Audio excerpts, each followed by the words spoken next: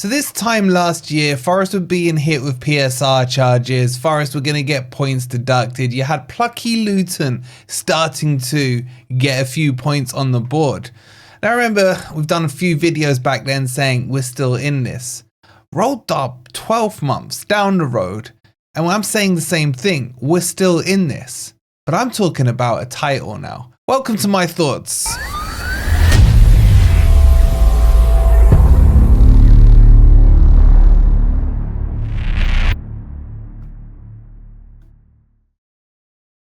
Good morning, good evening, or good night. I hope you guys are doing well. And welcome to a post-match kind of thought process and a few other things about what's going on in Forest. I'm going to tell you about a few concerns I have from yesterday's games, but a few expectations and maybe dreams as well. If you're enjoying the content, please don't forget to hit that like button. Make sure you're subscribed if you are new here. And we have a Rivals React video over on our second channel, the Footy Network, and you get to see the meltdown of the Man U fans, the Arsenal fans, and the Spurs fans. You don't want to miss it. I'll leave it on the end screen, but you can scan this QR code as well. Okay, so there's quite a few things I want to talk about. As I said in the intro there, this time last year, everyone was talking about plucky Luton, Forest gonna maybe lose 10 points and what have you. Are we going down? And we're saying we are still in this. And we are still in this 12 months later on because we're still the only team to beat Liverpool in the league. We've been closing that gap down from them. That's the thing people are forgetting. It may not be, 3 points a week and what have you, but Forest have chunked out of Liverpool's lead. And this title race is not over. And what's interesting and fascinating is, I'm sure you guys know I do annoy quite a few fan bases, but they all have no choice right now but to get on board the Forest train, especially those ones that hate Liverpool. And I know there's a lot of our fan base that do as well, so we're motivated from that end. But I'm talking the United fans. I'm talking, who else hates them? Man City don't like them. Everton, those kind of teams. Chelsea, because let's face it, they've just capitulated. And all these teams are now backing Forest because Forest are being talked about seriously in a title challenge. But let's not get it mixed up. We are still a long way off that. There were real worrying signs for me yesterday, in particular the C word. I'm not talking about C-nuts, no, corners. Conceding from corners again and from a dead ball again twice in the game. We conceded from a corner against Liverpool the other week. I do worry now. Once is acceptable, twice becomes a pattern, 3 times a few alarm bells start to ring. And I hope Nuno's going to address this instantaneously because that was our huge Achilles heel last season. You could argue, look, out of open play, still teams are struggling to score against us. Liverpool couldn't. Southampton didn't. Southampton even didn't yesterday. So Forest haven't conceded from open play for ages, which is a testament to the players on the pitch. But somehow or other, old habits do die hard, and this one is starting to creep back in. The second goal wasn't great. The first goal, I know, a little lazy getting, in line and what have you, but you can then argue as well what a clearance that was off the line. It was way better than the one he did against Liverpool. But had that gone in, that would have been another set piece goal. So this needs to be addressed and addressed quickly. The rest of the game, honestly, in terms of not the game, but the game, the real game, football, I haven't got too many complaints about the way Forest are playing. Southampton fell into our traps. We're efficient on our attacks. We had 3 shots in the first half, scored 3 goals. We got definitely complacent in the second half. But Nuno got asked a question in his post-match interview. Does that show signs of the players, succumbing to the pressure of being in a title race? And I liked his answer. He was like, no, give the opposition credit. And I like that answer. I don't agree with it. I think it's not the pressure of a title race. I think it was complacency. I think being 3-0 up, we kind of never really needed to get out of second or third gear in that first half. And I felt they shifted the gear stick into neutral when Southampton were able to score a couple of goals. So look, but outside of that, honestly, it's nitpicking. It really is. If Forest can sustain and continue what we are doing, then the whole league needs to wake up and take notice. Forest have now taken 22 out of the last 24 points available. Newcastle were pushing us. They'd gone 6 in a row.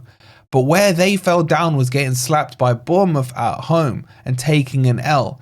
Where we, against Liverpool, who you would argue are harder opposition than Bournemouth, we were still able to hold out for a draw, even though I still think we could have won that. And I love that we can say that. Disappointed to have drawn with Liverpool. Disappointed to have conceded 2 goals. What's happened in 12 months? And in terms of the game itself, I just want to quickly big up Elliot Anderson. I'm so happy for him and his goal, and breaking that duck is just going to be huge for him. I see him just going from strength to strength. I mentioned Savinho a couple of weeks ago when he scored at Man City, and he had been overdoing it, searching for a goal. Now, I don't think Elliot Anderson has done that, but the likeness there is what I'm hoping for. Once Savinho scored that goal, he opened up, he relaxed, was getting assists, some more goals, etc. And that's what I'm expecting from Anderson. He really is the driving force in that engine room. He gets around that pitch so well.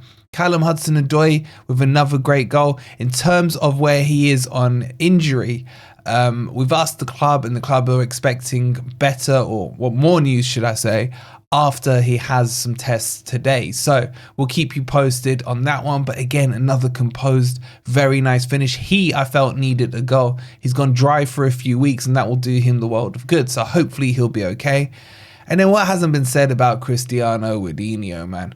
That for me was one of the most delicate, cute finishes I've seen of his 14 goals this season. Lovely cross again by Einar, and just guided perfectly. Didn't overhead it, didn't overposition it, just guided it into the corner for another fantastic goal.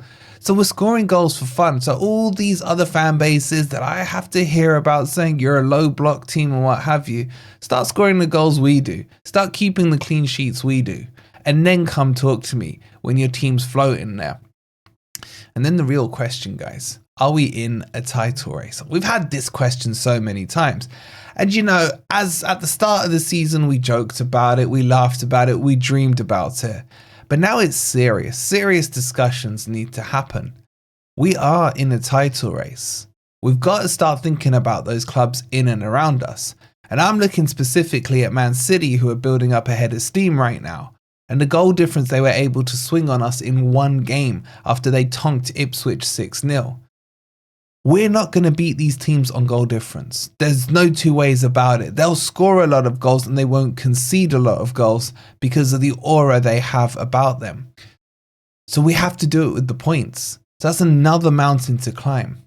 But the keyest thing going for Forest right now is we are not in Europe. You're about to see the Champions League come back into play this week, Europa League, Conference League, etc. You got the League Cup semi-finals coming. There'll be FA Cup matches. There'll be injuries coming, and all these teams around us, barring Newcastle, but they're in the League Cup, have all got additional games. So the Liverpools, the Arsenals, the Man Cities, etc. are playing 3 game weeks pretty much week in, week out. Whereas we can stay fresh and we can stay focused on the league. There will be game weeks where Liverpool may be playing Man City on a Sunday and then travelling to Real Madrid on a Tuesday or a Wednesday for a Champions League. They can't rest the players. They have to play them back to back because both matches will be just as important. And this is going to be our biggest strength when it comes to this title chase. And I ain't sitting here saying Forest will win it, but I am 100% saying we are in a title race, factually, positionally, and mathematically. In a couple of weeks, that might change. Who knows? We've got tough games coming up. Biggest bogey team, Bournemouth. How long has it been? 2015, 2016 since we last beat them? Nuno needs to get this one done. If we can beat Bournemouth, then we're at home to Brighton. It's all building up, and then think Fulham away. It then all builds up to a huge game at St James's against Newcastle. So strap yourselves in, get ready. It's going to be a rough ride, but enjoy it because it's at the top end of the table. If Forest don't win the league, we ain't going down. If Forest don't finish second, we ain't going down. We could end up in Champions League. We could end up Europa. It doesn't matter. Europe is a huge, huge achievement. So puff your chests out and be proud of the team you support. That's all I've really got to say. Let me know your thoughts about it all. How seriously are you looking at the teams above us, like Liverpool, etc.? Or are you more concerned about who's in 8th place, what the gap is, to the conference spots? Let me know which way round you're currently looking at the table. And don't forget, go check out my Rivals React video. I'll leave it for you on the end screen. If you haven't already, please don't forget to hit that like button. Make sure you're subscribed if you're new. We'll be across on Sava's channel, I think, tonight at 6 for the collective over on Football Heritage, where he's going to tell me Forest are not in a title race. So we'll see you then. Enjoy the rest of your day, and come on, you Reds.